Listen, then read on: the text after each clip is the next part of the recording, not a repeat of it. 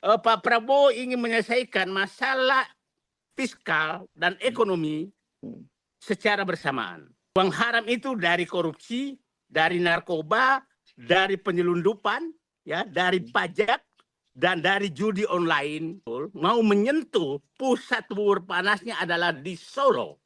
Nah, pertama adalah tentang perbaikan kelembagaan keuangan negara. Jadi kita melihat perlu dibentuk badan penerimaan negara yang berada di bawah presiden langsung. Dan yang tidak kalah penting adalah perluasan tadi tax base kita. Nah, perluasan ini Bapak sekalian, ada istilah yang biasa digunakan itu fiskal kadaster.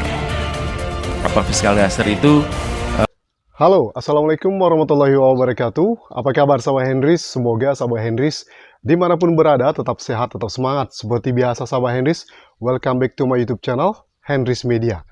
Sahabat Henrys, tentu kalian terus mengikuti kan bagaimana perkembangan kasus dugaan ijazah palsu yang bukannya menyelesaikan atau ada bagaimana endingnya, malah hasilnya sekarang terus jadi polemik di tengah-tengah masyarakat.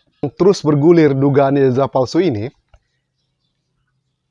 Tiba-tiba kita dikejutkan dengan pemberitaan ditangkapnya bos Sritex, Iwan Lukito ya, oleh Kejaksaan Agung terkait dugaan skandal korupsi Sritex. Sritex ini kan sempat bangkrut ya kan. Kemudian kabarnya mau diberikan suntikan dana ya, tiba-tiba tersandung masalah korupsi. Nah, sahabat Henrys, kalau kita lihat ya, kita perhatikan secara seksama, ini kan pemerintah Prabowo getol banget kan, mengungkap skandal-skandal korupsi di Indonesia di berbagai lini, ya kan? Sebelumnya sudah berapa ratusan triliun tuh yang dibongkar oleh Prabowo. Termasuk juga masalah judi online. Belum lagi ada keterlibatan para TNI gitu ya, dalam membongkar kasus demi kasus. Kenapa TNI digunakan menyelesaikan banyak masalah, khususnya di Kejaksaan Agung kan, itu pernah diikuti oleh oknum aparat yang lain, sehingga Prabowo menegaskan untuk diamankan atau dijaga oleh TNI. Nah, tahu nggak sahabat Henrys? Itu mungkin salah satu strategi militer yang dilakukan oleh Prabowo untuk menyelamatkan dan melakukan segala macam upaya agar uang rakyat itu tidak dikorupsi. Tampaknya strategi Prabowo lewat militer untuk melawan degominasi politik Jokowi, ya kan? Belum lagi berapa orang titipan Jokowi itu sudah bukan rahasia umum lagi ya, para menteri ya, itu masih duduk di pemerintahan Prabowo, ya, orang-orangnya Jokowi. Tambah lagi ada Gibran. Apalagi ada isu ya, Gibran ini nanti akan naik menjadi presiden, Prabowo hanya menjabat beberapa tahun saja atau alias kudeta gitu ya, atau nanti Gibran dipersiapkan di tahun 2029. Nah, tentu Prabowo akan melakukan banyak strategi-strategi yang bisa dia lakukan untuk menyelamatkan tentu dirinya, pemerintahannya ke depannya akan bisa berjalan dengan baik. Nah, salah satu strateginya itu mengungkap skandal korupsi, mengamankan uang negara gitu ya dari skandal korupsi. Dan juga tentu ada upaya politik lainnya. Apa itu kira-kira? Apakah upaya politik untuk menyingkirkan geng Solo karena nanti pasti akan menjadi lawan politiknya ya. Entah itu sekarang aja udah kelihatan guys ya. Dulu saya juga pernah membuat analisa kalau masuknya Prabowo ke pemerintahan Jokowi ini ya mungkin nanti malah kalau sekarang bersatu nanti malah jadi berbalik, jadi saling berseteru. Bisa jadi kan ini politik dinamis guys ya. Tadinya berteman nanti bisa jadi tidak lagi berteman. Setuju nggak sahabat Henrys ya? Nah, Dengan berbagai macam strategi yang dilakukan oleh Prabowo ini, lewat militer, lewat orang-orangnya, apalagi sekarang di Bea Cukai itu orang-orangnya Prabowo, TNI yang duduk. Nah, apakah tujuannya gitu? Ditempatkan orang-orang Prabowo. Nah, mungkin perlahan supaya menyingkirkan orang-orang Jokowi, bisa jadi seperti itu. Jadi bubur panasnya 3 mangkok itu sedang dimakan sekarang. Oh, Oke? Mhm. Jadi jangan heran kalau terjadi dinamika yang sangat tinggi terhadap ijazah palsu. Mhm. Karena ini bubur panas sedang dimakan. Mhm. Oke? Nah, sekarang. Nah, kita lihat bubur panas yang sangat besar itu adalah ditambang. Dan kita tahu dengan masuknya Prabowo mengini tambang, maka kita tahu hampir semua pemain politik main di tambang. Ya. Maka bubur panas politik sedang dimakan. Mhm. Dan orang-orang dekat Presiden Prabowo sekarang, Mhm. dekat Presiden Jokowi, itu pemain tambang semua. Mhm. Mhm. Kita tahulah, Mhm. yang menteri yang mengurus segalanya, Mhm. itu tambang. Mhm. Ketua-ketua Golkar itu tambang. Mhm. Hampir semua ditambang. Oke? Mhm. Ketua-ketua partai itu banyak saya ditambang. Mhm. Tambang dan sawit. Nah, Mhm. jadi sedang dimakan itu lewat korupsi. Jadi saya melihat Pak Prabowo sekarang, Mhm. dengan Pepres ini, dia masuk memakan bubur panas lewat jalur oligarki termakan, bubur panas korupsi termakan. Jadi, nah, ini yang kita tunggu sebenarnya yang akan terjadi. Dan saya yakin rakyat ada di balik akan mendukung penuh Prabowo sekarang. Mhm. Pak Hersu, ini kan orang banyak mengkritik sekarang. Mhm. Penempatan pensiunan TNI ke Dirjen Bea Cukai dan pajak. Sorry. dan pajak. Sorry. Iya, ya. Dua-duanya orang Prabowo. Yang satu sipil, tapi yang satu militer. Yang Bea Cukai, Letnan Jenderal. Ya, ya. Tapi dua-duanya orangnya Pak Prabowo. Ya. Oke. Jadi saya melihat ini betul-betul karena begini. Pak Prabowo ingin menyelesaikan masalah fiskal dan ekonomi secara bersamaan. Perkiraan saya Pak Hersu, uang haram yang beredar di Indonesia itu antara 5.000 sampai 7.000 triliun.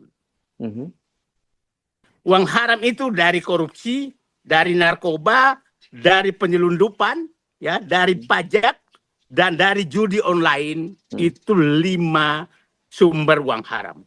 Apa dampak uang haram ini?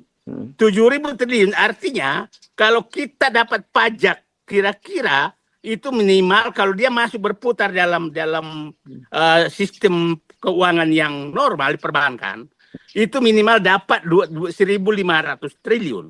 Belum peningkatan pendapatan 30% ya bisa 2.000-3.000 triliun dapatnya. Ekonomi dan fiskal.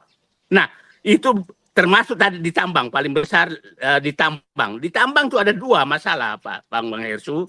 Adalah ilegal tambang secara fisik dan transaksi ilegal.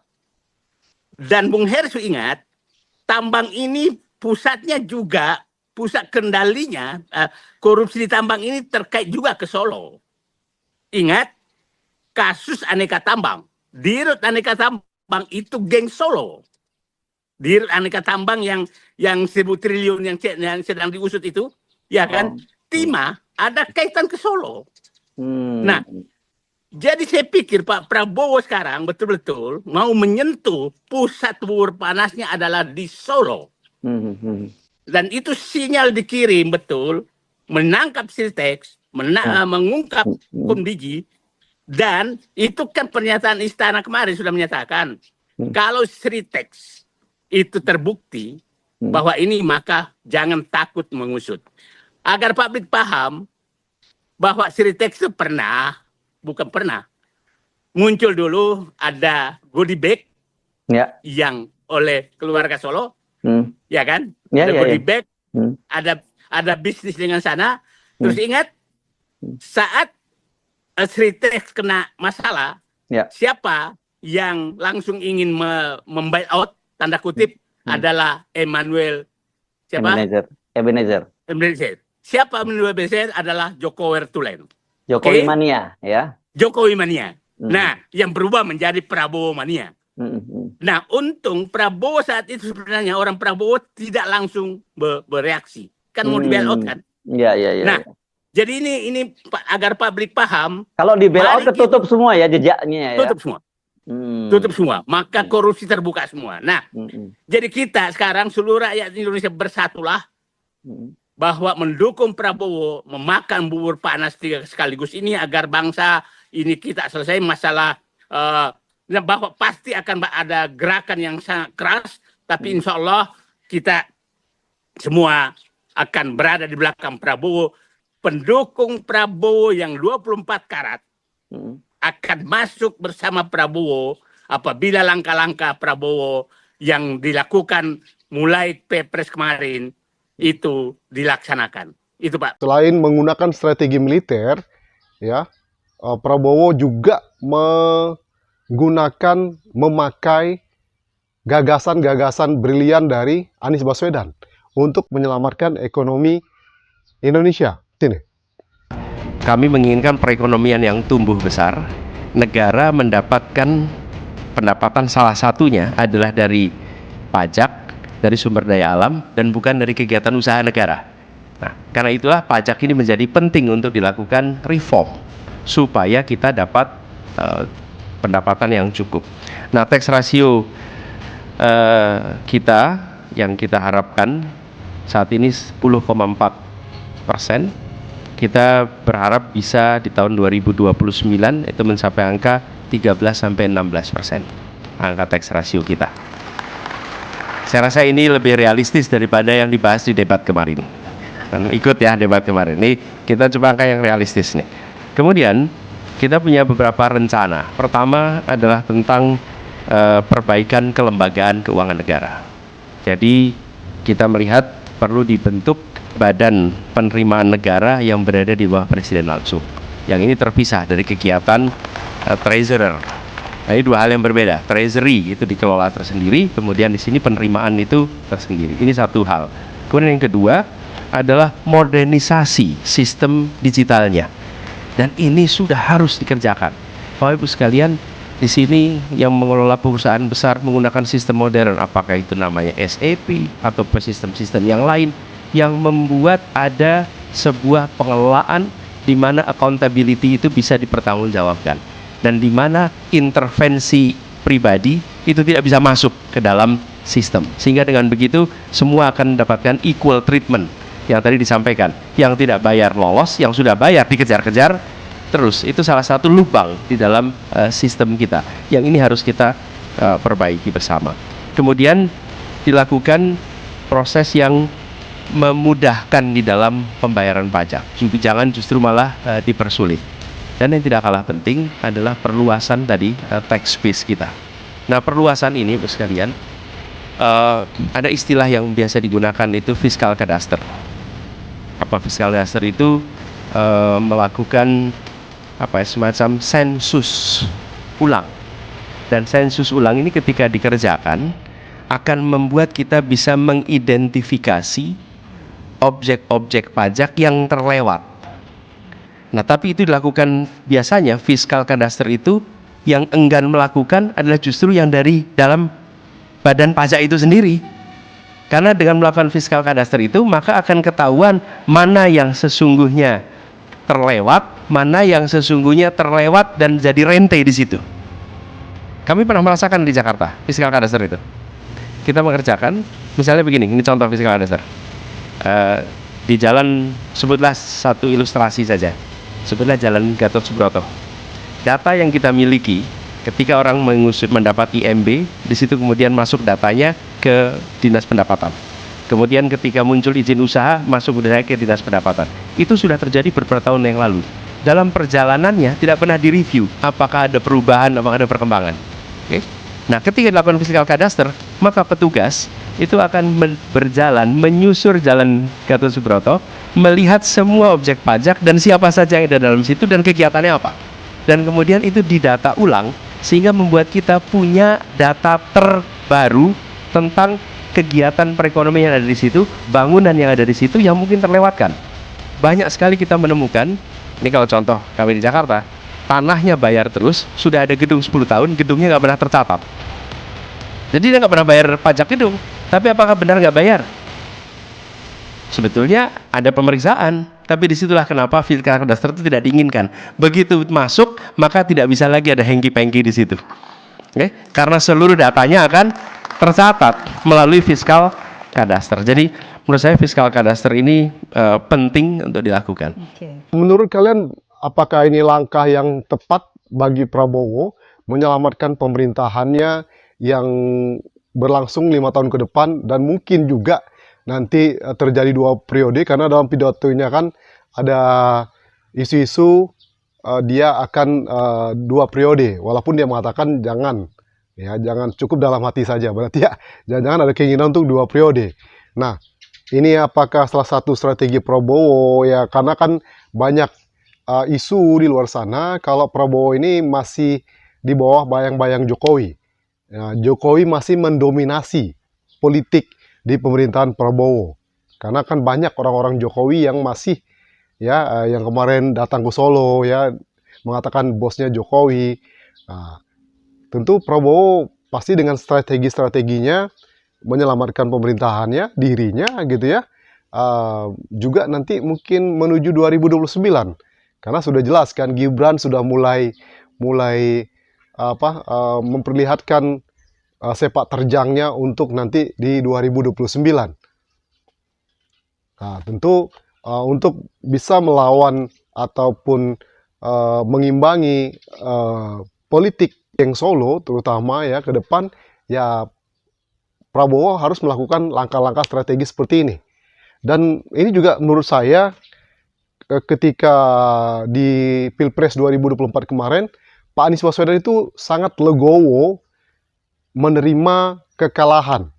Ya, kalau alasannya saya bisa terima ya. Pertama, tidak terjadi bentrok para pendukung ya. Dan ini sudah dilakukan secara benar gitu ya. Dan coba perhatikan gestur tubuh Prabowo dan Anies Baswedan saat bersalaman. Karena kita ketahui bersama kan, jelang Pilpres, Prabowo dan Anies ini kan mereka bekerjasama dalam politik di DKI Jakarta. Nah, tidak menutup kemungkinan mereka juga akan bekerja sama terusnya nanti, ya kan? Kalau ada kepentingan politik yang sama. Contohnya di sekarang ini. Nah, bagaimana bisa menyelamatkan pemerintah, negara, ya agar tidak ya merosot gitu ya. Nah, mungkin ya Pak Anies Baswedan menerima kekalahan ini, terus tetap lewat gerakan senyapnya Prabowo menggunakan gagasan-gagasannya Anies Baswedan. Tapi mungkin dia tidak terlalu kelihatan tampak di permukaan, mereka seperti kayak berlawanan gitu loh. Tapi sejatinya mungkin mereka tetap bekerjasama untuk Indonesia, kenapa tidak? Nah, sekarang tampak secara ekonomi mulai digunakan, dipakai oleh Prabowo. Nah, itu juga mungkin yang kemarin pas Pilpres Anies legowo memberikan selamat kepada Prabowo, mungkin ide-idenya bisa digunakan. Contohnya di DKI Jakarta, ide-ide Anies Baswedan itu dipakai oleh Pramono Rano di DKI Jakarta. Nah, benar nggak Sobat Hendis? Nah, tidak untuk kemungkinan demi kemaslahatan, demi bangsa dan tanah air, Prabowo memakai ide-ide brilian dari Anies Baswedan. Nah, setuju nggak kalian Sobat Hendis? Dan itu menurut saya bagus sih ya. Coba perhatikan ya, tentu Pak Anies dan Pak Prabowo punya kepentingan yang sama. Ya, mereka sebenarnya sejatinya tidak bermusuhan. Musuh mereka bersama itu siapa? Di Pilpres Anies yang menang, akan sangat kewalahan Pak Anies untuk melawan dominasi politik Jokowi. Ya, nah tentu dengan Prabowo yang punya pengalaman di militer, dia akan menggunakan strategi militernya untuk melawan dominasi politik Jokowi. Sementara ide-ide brilian dari Pak Anies Baswedan itu dipakai untuk pembangunan Indonesia ke depan. Nah, itu mungkin bisa sejalan. Jadi, mereka tetap bekerja sama sebenarnya. Ya, secara senyap gitu ya, bekerja sama. Ide yang baik dari Pak Anies Baswedan dipakai oleh Prabowo. Kenapa tidak? Pasti senang. Karena kan Pak Anies sudah bilang gitu ya, sekarang dia sudah bebas, tidak ada lagi penghalang. Siapakah penghalang yang maksud Pak Anies Baswedan? Apakah itu Jokowi? Dan apakah Pak Anies Baswedan juga tahu sebenarnya ijazah Jokowi itu sebenarnya apakah benar lulusan UGM atau tidak? Nah, dari dipecatnya Pak Anies Baswedan jadi Menteri Pendidikan dan Kebudayaan itu kan sudah menunjukkan ya kalau jangan-jangan Pak Anies Baswedan ini tahu nih kartu asnya Pak Jokowi itu ada di tangannya Pak Anies. Kenapa tidak? Ya nggak sama Hendis. Nah, itu menurut saya sama Hendis. Nanti bagaimana ini perpolitik ke depan? Apakah dominasi politik Jokowi akan tetap terus atau terhenti atau bahkan mungkin dibabat habis oleh Prabowo? We don't know. Oke? Itu saja video kali ini. Thank you for your attention. One more time, don't forget to subscribe, like, comment, and share. See you in the next video. Assalamualaikum warahmatullahi wabarakatuh. Bye-bye.